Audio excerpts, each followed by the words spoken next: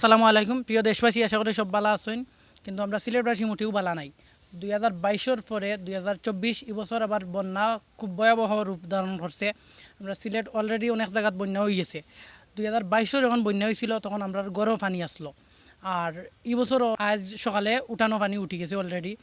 তো এখন বর্তমানে আমি আছি আমরা বাড়ির সামনের যে রাস্তা, ওই যে আমরা বাজারও যাওয়ার যে রাস্তা, তো সবে দেখরা আমি যে আমরা রাস্তার সামনে উবাত আছি, রাস্তার মাঝে আঁঠু পানিরও বেশি।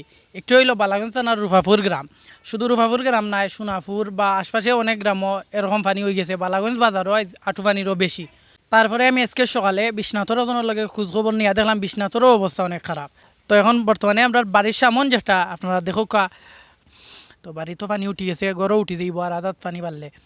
আর কত সময় লাগবো খাওয়া যান না, কারণ সকাল থেকে একটানা বৃষ্টি হইতেও আছে, মেঘ বন্ধ নাই একবার লাগিও। সকাল থেকে প্রায় আধা তোর বেশি পানি বাড়ি গেছে, আরও বাড়তে আছে। ওই যে আমরা বাড়ির সামনের রাস্তা, আমার আঁটু পানিরও বেশি, গরো পানি উঠি যার অবস্থা।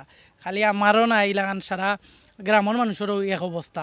আজও সকাল থেকে এখন পর্যন্ত বৃষ্টি ভর্তি হয়েছে। এখনও যে আমি কথা কইরাম উপর থেকে বৃষ্টি পড়ের মেঘর মাঝে ভাইয়া কথা কইরাম, আমি একরকম বিজি গেছি সারা। তো সবে দোয়া করবা সিলেটবাসীর লাগি।